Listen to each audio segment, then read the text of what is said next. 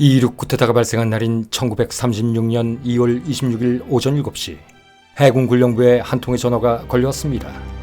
그리고 이 연락을 받은 군령부 당직위원은 파란색 연필로 아카사카와 롯본기에 주둔하고 있던 육군의 일부 부대가 국회의사당과 경시청, 총리관저, 내대신관저 등을 무장 점거하고 정부 요인들을 살해했다라는 어마어마한 사실을 당직일지에 기록했습니다. 그리고 이때부터였죠. 반란 당사자인 육군과는 별도로 해군은 독자적인 정보라인을 구축하기 시작했고, 반란군의 정보를 취득하기 위해 일반 심의로 위장한 사복차림의 요원들을 현장으로 파견하기 시작했습니다.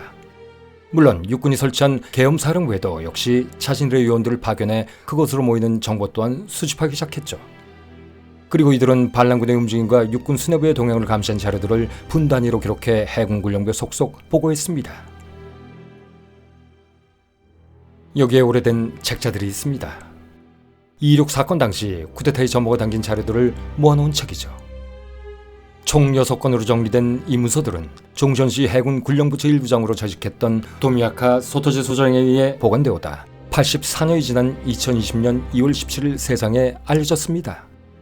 그렇다면 이 문서에는 도대체 어떤 사실들이 적시돼 있었을까요? 일단 당시 해군의 첩보위원들이 이 문서에 기술한 사건의 개요를 먼저 살펴보겠습니다. 지휘관의 명령에 따라 기관총을 발사하면서 실내에 진입한 장교와 하사관들은 시종장 스즈키 간토로를 살해하고 총리 대신 오카다 게이스케를 살해한 후 라고 첫 장에 적혀 있습니다.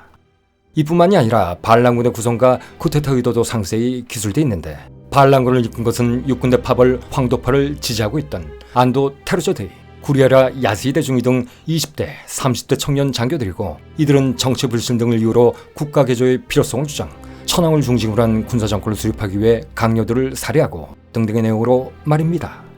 반란이 시작된 지 불과 한두 시간도 지나지 않은 시점에서 마치 자신들이 쿠데타를 주도한 것처럼 매우 상세히 사건의 전말을 이미 인지하고 있었던 것입니다. 글쎄요, 그렇다면 해군이 쿠데타 계획을 미리 알고 있었던 것일까요? 그것은 다음 편에서 알아보기로 하고, 어쨌든 이후 기술된 사건의 전개 과정에 대한 첩보는 더욱 범상치가 않았습니다. 이 극비문서에는 쿠데타 첫날 사태 행방을 좌우하는 두 개의 중요한 미락이 있었다는 기록까지 적시돼 있었던 것입니다. 두 개의 미락, 그렇다면 그것이 무엇인지 한번 살펴봐야겠습니다. 일단 그 첫 번째 미락은 반란군이 육군 대신 관저에 난입, 육군 대신에게 쿠데타의 취지를 수락하라고 겁박했을 때 이 사태를 수습해야 할 가시마 요시유키 육군 대신이 나는 국채를 바로잡고자 하는 결기운의 뜻에 찬동하며 아울러 쇼와 유신을 약속한다 라며 반란군과 했던 약속이었습니다. 이 약속은 결국 반란군의 입장에서 자신들이 육군 대신의 승리를 얻었다고 생각하는 계기가 되었고, 결국 파벌을 떠나 육군 전체가 자신들의 뜻에 동조한다는 메시지로 증폭됐죠. 이에 더해 가시마는 반란군의 배후에 있던 황도파의 맏형 마사키 진저부로 대장과도 접촉, 반란군의 요구대로 조속히 메이지 헌법을 정지하고 군사정부 수립을 결의하겠음, 이런 약속까지 해버립니다. 이것은 그야말로 군인들이 절대로 행해서는 안 될 고도의 정치행위였습니다. 하지만 그 이면에는 정치행위를 따지기 전 가시마 요시유키의 두려움이 있었습니다. 까닭 잘못하면 자신의 목이 날아갈 판국이었으니 말이죠. 한편 다른 장소에서는 또 다른 미락이 시행되고 있었습니다. 극비문서를 살펴보면 상이라고 기술된 객체가 하나 나오는데, 이는 바로 히로히토를 지칭하는 것이었죠. 지금으로 따지자면 VVIP, 즉 지존을 의미하는 것이었습니다. 사실 2.16 쿠데타 당시 히로히토는 발생 초기부터 단원 진압을 주문했다고 여겨져 왔었습니다. 그러나 이 극비문서에는 사건의 직면에 흔들리는 히로히토의 발언이 적나라하게 적혀 있습니다. 사건 발생 직후 상은 군령부 총장을 만났다. 상은 총장에게 떨리는 목소리로 다음과 같이 물었다. 해군의 청년 장교들은 육군의 반란에 참가하지 않을 것인가? 이에 총장은 해군은 반란에 참여하지 않습니다 라고 말했다. 라는 또 다른 약속으로 말이죠. 이 내용과 그 이유에 대해서 혹시 궁금하시다면 2.16 쿠데타 제4부에 상세히 나와 있으니 참조하시기 바랍니다. 두려움에 떨며 반란군의 목적을 지지하겠다라고 약속한 육군 상층부, 또 히로히토에게 반란군에 참여하지 않겠다라고 약속한 해군 상층부, 이렇듯 사건에 대해서 상반된 미락이 교차되는 가운데 2.16 쿠데타의 모든 사항이 전개됐던 것입니다. 어쨌든 해군과의 미락에 성공한 히로히토는 당시 매우 신속하고 과감하게 움직이기 시작했습니다. 즉 해군에게 진압을 명령하는 3개의 대령을 즉시 발동했던 것이죠. 그것도 한 개도 아닌 3개의 대령으로 말입니다. 이것은 지극히 이례적인 사례였습니다. 가급적 군사작전 위반에는 참여하지 않는 것이 덴노의 일반적인 관례였는데 이 당시 진압작전에는 작전의 토대를 거의 히로히토가 이방한 것이나 마찬가지였으니 말입니다. 그렇습니다. 전제군주를 향한 히로히토의 행보가 드디어 시작된 것이죠. 그럼 여기서 히로히토가 내린 소위 3가지 대여령에 대해 한번 살펴보겠습니다.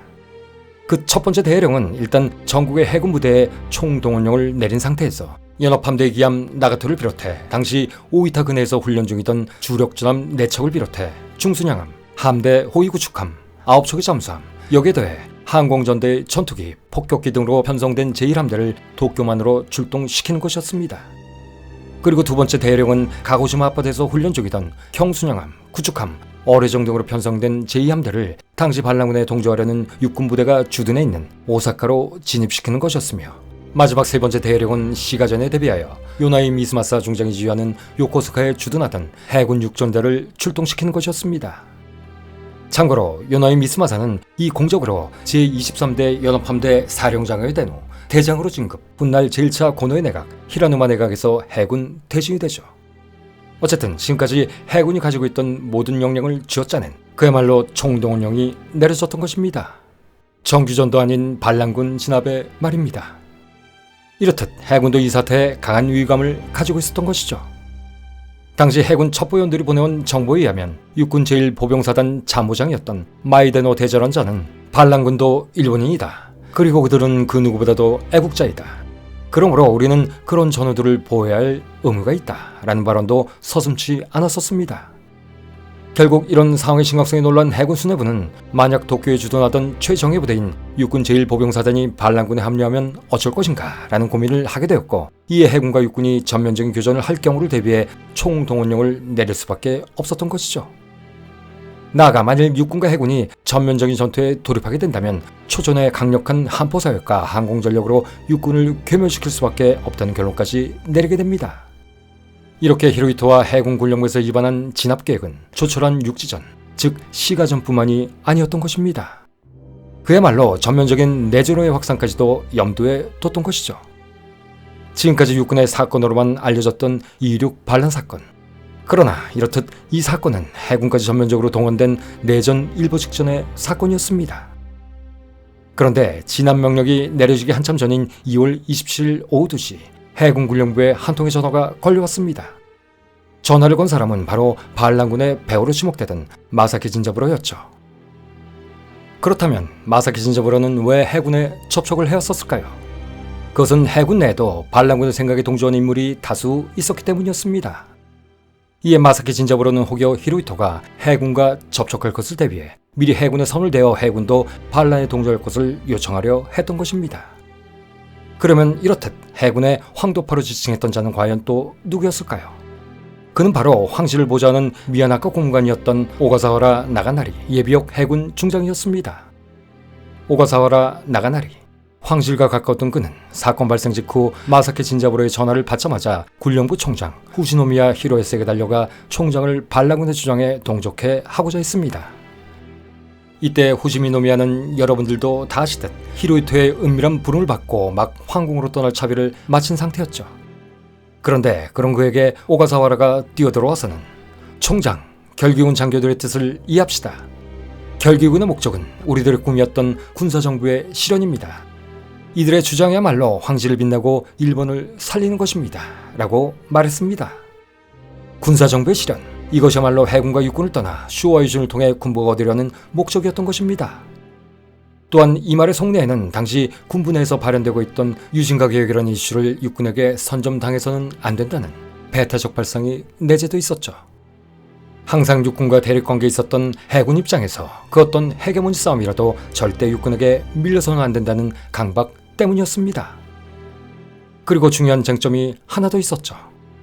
그것은 바로 함대 결전을 위해선 반드시 필요하다고 생각되던 그야말로 해군에겐 필수 불가결한 존재, 바로 야마토급 전함의 건조계획이었습니다.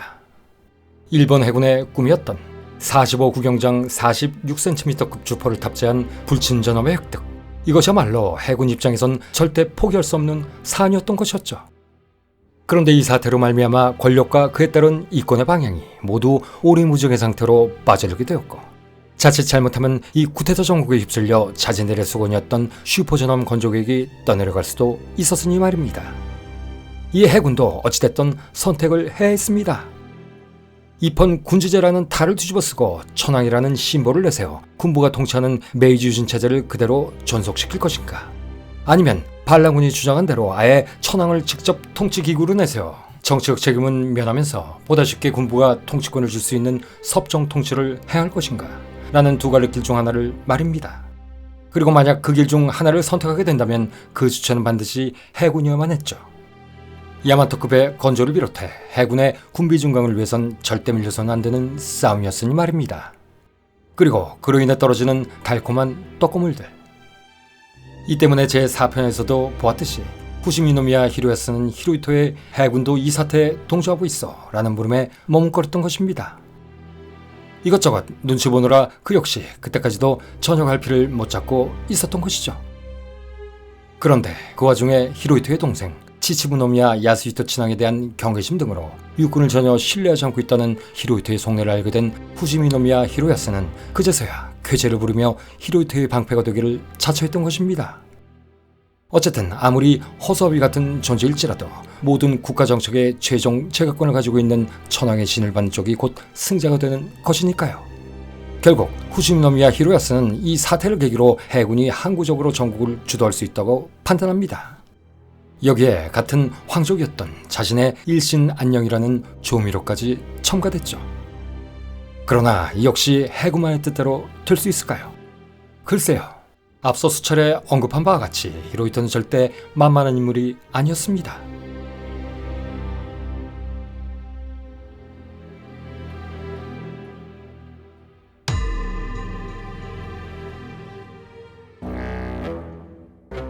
어쨌든 동조를 원하던 반란군의 요청에 해군 측은 반란군과 육군 수뇌부가 잔뜩 모여있는 육군성으로 군령부 중견참모 오카다 에이지 중저를 파견합니다. 물론 해군의 진압작전은 철저히 비밀에 붙이고 반란 동조 또는 향후 진압작전을 협의한다는 미명 아래 육군과 반란군 측의 대응계획을 획득하기 위함이었죠. 그런데 이때 눈치만 보던 육군 지휘부에서도 새로운 움직임이 보이기 시작했습니다. 전편에서 언급했듯이 해군의 충성을 확인한 히로히토가 역적 운운하면서 육군에게도 반란군의 진압을 서두르라고 명령했기 때문이었죠. 이어 2월 27일 오후 9시 계엄사령부에 파견된 오카다 에이지 중자로부터 중요한 첩보가 들어왔습니다. 그것은 반란군의 배후 마사키 친자부로 대장이 만주 침공의 주도자 이시하라 간지 대자를 만나 극비 공작에 나섰다는 정보였죠. 그런데 그 극비 공작의 내용이라는 것이 앞서 2.16 쿠데타 제3편에서 언급했던 바와 같이 뚝심 없는 졸장비였던 아라키 사다와 마사키 신자부로가 히로히토의 엄포에 겁을 먹고 반란군 청년 장교들과 친분이 있었던 이시러 간지를 시켜 반란군의 부대 복귀를 설득시킨다는 것이었습니다. 그런데 이들은 다른 계획도 동시에 세우고 있었습니다. 그것은 만약 청년 장교들이 부대 복귀 지시에 따르지 않을 경우 천황폐의 명령을 받들어 일제히 반란군을 공격한다. 그리고 그들의 목을 베어 그 수급을 천황에게 바친다. 라는 것이었습니다. 쓰레기 같은 배신자들, 자신들의 안위를 위해 수하였던 장교들을 희생양으로 삼겠다는 얘기였습니다. 이들은 이때부터 히로히토의 심정을 파악하고 반란군을 회군시키거나 또는 참수시킴으로써 자신들이 쿠데타를 진압했다는 명분을 만들어 반란죄를 면피받으려 했던 것입니다. 그야말로 인면 수심을 넘어 후한무치의 극치를 보여준 것이죠. 그런데 이들은 이런 생각 중에도 히로히토의 반란군에 대한 회군 봉칙 명령서가 전달되기 전까지는 반란군의 무력에 생명의 위협을 느낀 나머지 반란군을 계속 결기군이라고 부르고 있었습니다. 오직 자신들의 안위가 걱정됐기 때문이었죠. 여기에는 히로히토의 회군 봉칙 명령서가 내려지기 전 혹여나 히로히토가 마음을 바꿔 반란을 지지하지는 않을까 하는 바람도 한몫하고 있었습니다. 더군다나 과정이 어찌됐든 만주 침공으로 만주를 획득해 제국의 영토를 넓힌 전공이 육군에게 있었으니 히로히토도 결코 자신들을 홀대하지는 않을 것이라는 희망 아닌 희망까지 가지고 있었죠. 결국 이런 갖가지 이유들로 육군 대신 가시마 요시유키를 비롯한 육군 지휘부는 앞선 제4부에서 언급했듯이 히로히토의 진압 명령이 내려오기 전까지 그 누구도 쿠데타군에 대해 반란군이란 명칭을 감히 쓰지 못하고 있었습니다. 그야말로 기회주의자의 극치를 보여주는 작태였던 것이죠. 이런 일본의 군부, 마치 앞으로 벌어질 중일 전쟁과 태평양 전쟁의 데자뷰를 보는 것 같습니다. 그렇습니다. 이것이 바로 일본 군부의 본질이었던 것이죠. 어쨌든 오카다 에이지 해군 중장은 이와 같은 파렴치한 육군의 상황을 군령부에 보고한 후 이제 반란군에 유리했던 국면이 진압의 국면으로 바뀌게 되자 쿠데타 진압 시 발생할 수 있는 유혈 사태에 관해 육군과 협의하기 시작했습니다. 이때부터는 육군도 이미 해군이 모든 함대를 동원하고 육전대를 파견하여 반란군, 아니 육군과의 교전도 불사한다는 첩보를 입수한 상태였습니다. 그러기에 당시 이 두 진영은 진압작전 조정에 대한 협의가 반드시 필요한 상황이었던 것이죠. 아무리 히로히토가 해군은 물론 육군에게도 반란군의 진압을 명령했다 하더라도 육군 소속의 반란군과 해군이 교전하게 되어 만약 피를 보게 된다면, 그렇지 않아도 앙숙관계였던 육군과 해군 사이에서는 이 피를 보고 또 다른 혼전의 국면에 빠져들 수도 있기 때문이었죠.